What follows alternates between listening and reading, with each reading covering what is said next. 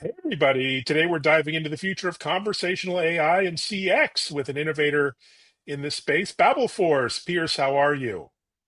Hi, Evan. Yeah, great. Thanks for having me. Well, really intrigued by the work you're doing. Let's figure it out, how it fits in the wider CX landscape and where it's headed.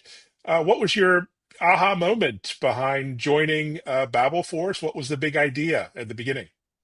Yeah, actually, I co-founded Babelforce 2013 with Christian and Timo, and yeah, I have actually worked in CX in enterprise, for enterprise companies for 27 years, so already a Uh-huh. long time since about 1999. And yeah, I mean, I basically have visible burn marks, Evan, at that time from doing huge enterprise projects. Deploy, like, how do you deploy a contact center? How do you make it integrate with everything else? How do you make voice inbound work with all the other channels? All that kind of stuff I had done for years. And what I had like the kind of aha moment was, in a few years, it's 2013 now, we could see in a few years with everything being virtualized and on the cloud, we'll be able to deploy these $50 million projects for 5 million, Mm. and the ones that were 5 million are now half a million. And so, everything will happen in weeks and hours, hours, days, weeks instead of months, which of course is what has happened, and that's basically what we do.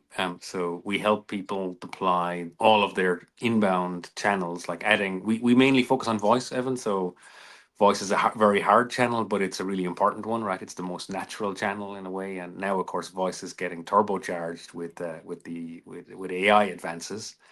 And that's fantastic for what we do. But that's the area we focus on, is making voice work really, really well. And now, of course, with AI and all the advances, it's even more exciting space.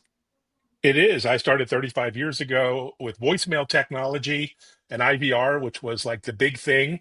And it's amazing how long it's taken to get to where we are, actually, with automated voice interactions and blending AI, agentic driven automation. What are some of the biggest hurdles or challenges that you face when deploying your technology? Well, actually, the main ones are not around AI, which is Mm. often surprising to people, right? Because the AI advances relatively quickly. I mean, essentially, you can probably wait 2 quarters now if you're unhappy with the way the model works at the moment, and it's probably going to be solved, right? Or maybe 3 quarters, but very, very, not very long. The problem is in orchestration and integrating all the stuff. I mean, you'll know it, Evan. We could probably exchange a few war stories if you were 35 years ago active with IVR. But in the CX space, like customer experience, customer service, sales, engagement, every kind of customer interaction that happens at scale, where you're doing millions of them or hundreds of thousands of them a month, you often have 20 systems at play. And and it's no exaggeration. The average number of systems integrated in our solutions is 12. That's the average, right? Mm. Um, and that doesn't mean that these companies are really weird. And it's just because you've got CRM on the one end and logistics systems on the other, and payments in between, and ERP, and the list goes on and on.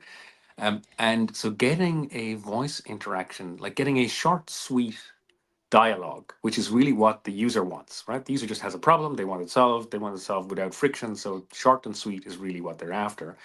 And getting that to work actually takes a huge amount of data orchestration, Mm. right? Because what the user thinks of as a simple query, like I just, my fridge smells burnt and I want to figure out if it's still under warranty and who the hell will pick it up, right? That's basically what they have in their mind.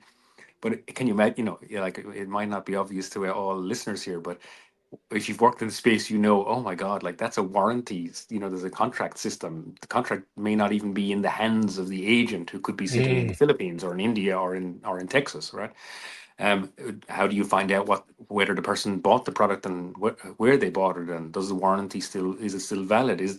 Is there a field service system, that needs to be notified, and then somebody's going to pick it Mm. up, or like the chain that happens behind that really simple, I just want my fridge to work, is pretty big, and it's mainly data. It's mainly data and orchestration across different systems, not necessarily the AI at the front. Got it. And you position your platform as a composable contact center, sort of what plus voice bot AI. maybe talk about the architecture, the design philosophy behind Babelforce. Yeah, and I guess from that aha moment, the thing we realized that would really move the dial on how to be able to manage this complexity is Lego blocks. And you just Mm, mentioned composable. So if you're going to need to design a concept and then implement that concept using any kind of complicated technology or rare skill sets, and I know it seems like there's a lot of developers in the world, but actually, right, there's not enough, and there never will mm, be. It seems like. So if you're going to rely on that, it's going to be difficult. So what we essentially do is try to turn enterprise needs into Lego blocks that can be put together, not the big Lego blocks for the toddlers, the Duplo Lego blocks, but the complex ones. Let's say closer to Lego Technic, where you can also put a robot arm into it, or a robot engine or whatever. And and what we try to do is make everything composable, because no enterprise is like another, right? They will have grown through mergers and acquisitions. They have probably different variants of different systems in different business units. So you never find a greenfield site in a middle-sized company or an enterprise organization.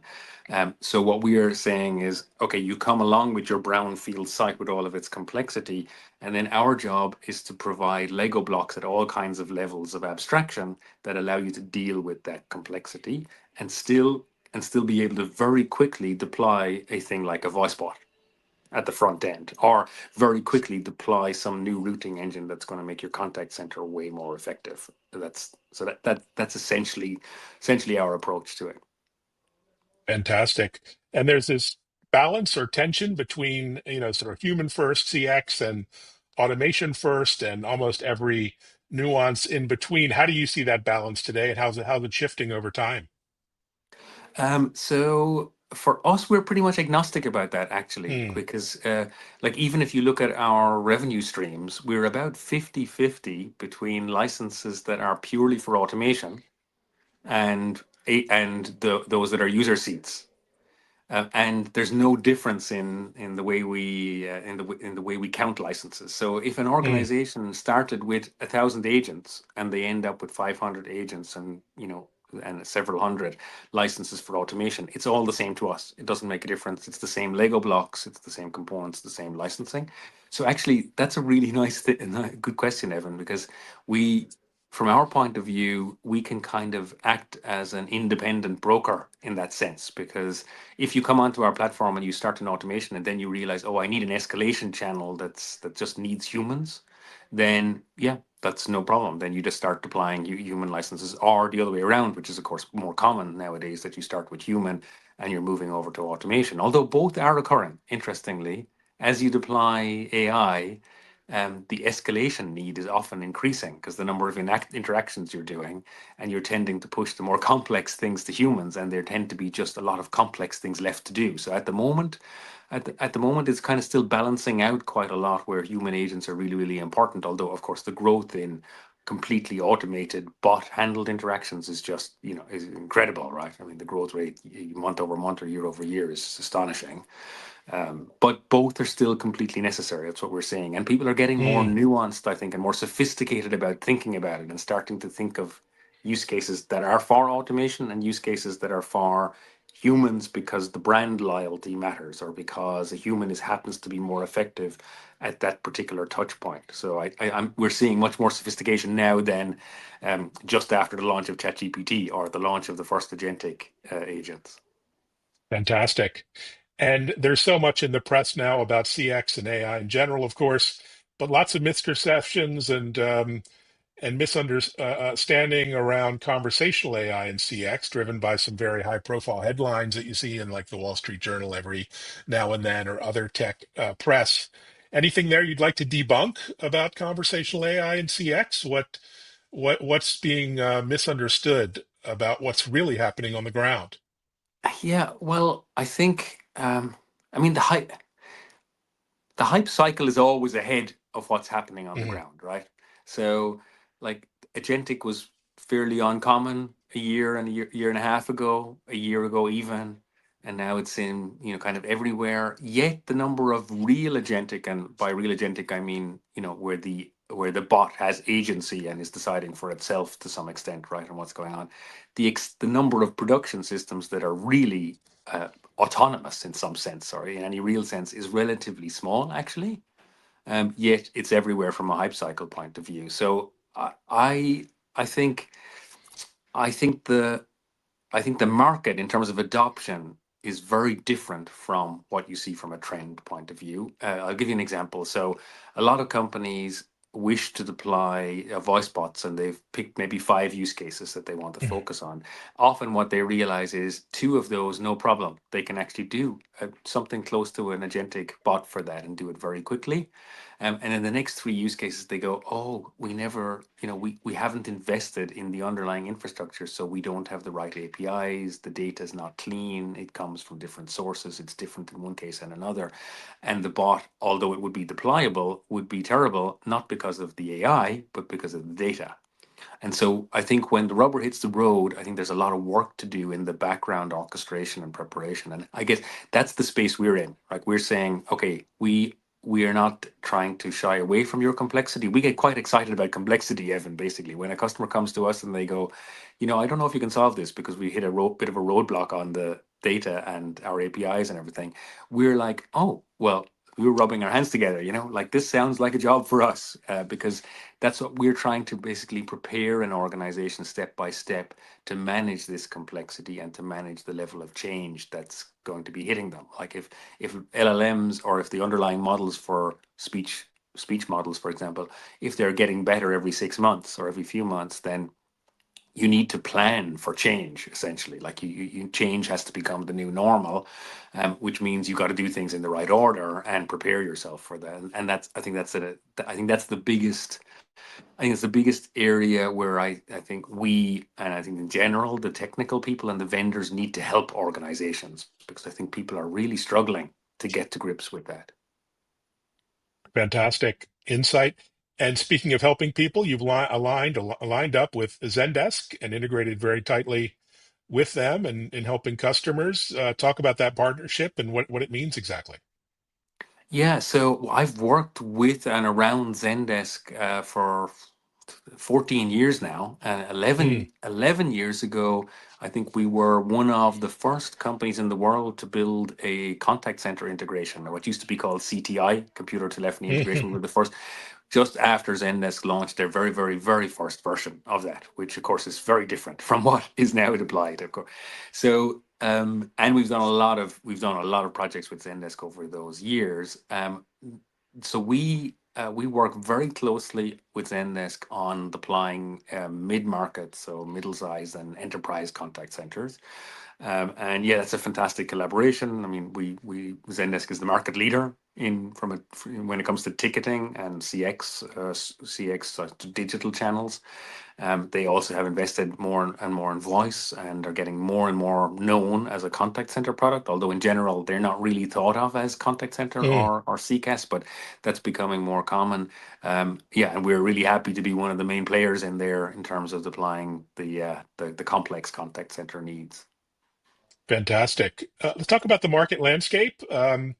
The latest CX landscape had thousands of AI voice bot companies. It's almost beyond imagining how many there are popping up everywhere. Where do you see yourself on the landscape? And there's a lot of M&A and acquisitions happening, which is a sign of how vibrant the space is. Where do you see things headed? Well, I mean, so we are more a uh, of a CCAS player than a Hmm. voice bot player, first of all. Mm, And also, I think maybe I should explain just as background to answer your question, Evan. We also are agnostic about the AI that's used, mm, as we are in the CCAS space in general about the integration. So I think we have, like, I don't know, if you look in our platform, just maybe 80, 90 integrations, and wow. you would know most of those, right? And all the big players in CRM, ticketing, but also players that that do some other important function to completely different products, everything from identity management to products that help you with data cleaning, for example. So you'll find all those on the platform, and that's just for CCAS. In the space of AI, we have, I think we've over 600 AI voices available, Wow. which are across three major providers, and that number of providers is also growing. Like there's some of the every year, every half year, there's more added. And the same is the case for speech to text, so right, or what used with speech transcription, and also LLMs for dialogue management. So well, the way we think about it is in sort of a, if we break down what people really need, what enterprises need, there is not an enterprise in the world that is not doing multiple AI projects. And so, in Mm. fact, I went into an insurance company just a few weeks ago, Evan. Or it's a few months ago now, and they told me they had 78 AI projects active. They had counted. So somebody said probably the CFO's office, right? Said, hey, we need to do a bit of an audit here. Like this is crazy. 78 projects. That's probably okay. It's a very big global insurance company. But anyways, that's what's happening inside an enterprise. That means that a lot of enterprises are getting savvy and realizing, hey, we need a reuse strategy here. Mm. And I talk about this explicitly because it comes back then to answering your question. When we go into that organization, we don't ask them to buy another AI from Babelforce. Mm. We say just like every other component you have your complex situation. What AI are you using? And if they tell us we're already building a brilliant internal AI, maybe it's Mm. on OpenAI's platform, maybe it's Llama, whatever. It's going to be hosted here. Maybe it's inside Microsoft Azure. Maybe it's directly from OpenAI. Whatever. It might be a mixture, usually of LLMs as well. And if they're working on that, maybe with another vendor or with their internal organization, and if it's for email and for other text channels, it's very likely going to be a foundational model for the voice channel. So we'll say, okay, no, let's reuse that. Here's how you reuse it. That's our bring your own AI. And of course, for smaller companies, or which is at the lower end of the mid market from our perspective, they will often need the models ready as Lego blocks. So we provide that as well. So you can go whichever, you can start from whichever part of that spectrum that you want, and you can evolve as you go. So you could be even a mixture using some bring your own AI and some ready-made components. And again, we're agnostic about it. So I don't even regard us as one of the, what did you say, Evan? Thousands or thousands of Definitely that's thousands. Yeah. yeah, I mean, we spend tens and tens of millions on our composability for enterprise. There's other people spending tens of millions and hundreds of millions, and as we know, even billions, right, on the AI. So we're not building another AI. And also another answer to it. You might remember about 2012 or 2013. I think there was the first wave of bots, of Mm. chatbots. And I think somebody, a VC, a venture capital, famous venture capital guy, had published on LinkedIn that they had done an audit and they had found 2,000 something bot providers. You asked about consolidation. A few years later, there were a lot less, a few hundred maybe, and then there were 50. So I think we'll probably see the And same. mostly pretty bad. That was not a successful experiment in those days, I think. Mostly pretty bad. And that's one you did ask me to debunk earlier or maybe talk about what's really happening. Actually, to be honest, a lot of bad bots are being deployed now too. Mm. Mm. Um, That's a great insight. Especially because of data orchestration. So for example, I often say to people when they say, "Oh, they tried out they got a bot that's from from a vendor, and they don't know is it good or bad? What's the benchmark on it?"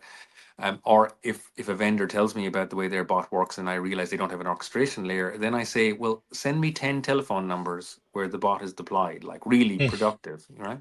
And then let's call them up and then see what it's. And you know, like it's not that great, to be honest. Mm. It's like so I think we're seeing another wave of some, but this time much better. Like the ones that are good this time are much better than the last time. But I mean, I would, there's a reason why the market is become why the buyer is becoming um a little bit more wary, right? There is a reason, because there are a lot of AI projects that are not achieving the goals that they're looking for. um and I think there's way too many, Evan, way too many already of the of voice bot and chatbot providers. Like it's not going to go well for a lot of people. But then again, that's what we expect, right? It's creative destruction is often what is necessary for the next wave of innovation. So That's so well said. There's also a lot of tension and concern around innovation versus data privacy and data protection. security, there are data breaches every day. How do you balance that tension with getting innovative new services into production while staying compliant and true to customers' desires there? Yeah, I think the obviously with LLMs, and I've listened to a few of your interviewees, your guests here on the who are more in the security area, and like obviously these kinds of bots are more susceptible to attack than other systems that we've had and need new kinds Mm, of protections. On the That's one thing. Then guard railing is quite difficult. The guard, like if we're really honest with guard railing, is really difficult because the bot can do anything. So the like ultimately the code or AI or mixture of that's going to try and protect it from from damage is going to be more complicated than it needed to be as well. Like you can't increase the complexity and the freedom of movement, let's say, of the one and not up the complexity of the other. So I think it's a hard area. Luckily, some of your great guests and some other people in the market are actually looking at that enterprise wide, and mm, that's the kind of expertise that we actually also recommend to our customers, right? Like is that you don't go about now protecting your company from the potential downsides of AI abuse by just looking channel by channel. Now there are channel differences, but if you're going to protect your email, for example, PCI compliance, for example, with the right redaction and cleaning and ensuring that a credit card number doesn't end up being put in ChatGPT, it's the same problem as whether it ends up being put into a ticket in Zendesk or into a field in an object in Salesforce, right? It's not mm. different in from a from a pure component point of view or a processing point of view. So we actually, it's a big emphasis of our projects to make sure that that kind of thing is done. And of course, we're working in all these complex industries like utilities and banking and so Mm. on. So we get exposed to every single possible variant of what can go wrong and what needs to be protected against. And it's a big topic for us. I bet. So what's next for your next phase of growth? And what's the biggest obstacle that you're facing to get there? Um, uh, Actually, for us, I think AI expertise. I mean, Mm, when I say us, I mean our customers, actually, right? Because our mm, platform is provided, and we're not all we're rarely the ones doing the work. Because if you take the Lego blocks, they have to be put together, and then we have a whole load of partners in the world to put them together. But I think the number of people who have deep AI expertise, and then if we look at the sub niche within it, who have deep AI and usability expertise combined for voice, is relatively small. And you might remember then, even from years ago in IVR, it was also very constrained back in mm. the day. It used to be called VUI, right? Voice user interface design. Um, and there weren't enough then, and there's definitely not enough now. So I think that's an obstacle for both the buying organization that would be buying our product, like the people we serve, the customers we serve, and it's an obstacle, of course, for us and our other delivery partners as well. So I think a lot of training, a lot of engagement with the community is our solution to that. Is like right, trying to build a new type of citizen developer or a new type of AI enabled expert who's able to guide customers in this, because I think there's a lot of guidance necessary, right? The complexity I see, while performance is increasing of most of the models, um, complexity is not going down. I think getting it deployed in the enterprise means that actually complexity is going up currently. I mean, there might be later in the wave, there'll be more comfort functions and right and so on, but it will take a few years before this stuff climbs the engineer's ladder and gets all its usability tweaks. Where it becomes where the upholstery is better, shall we say?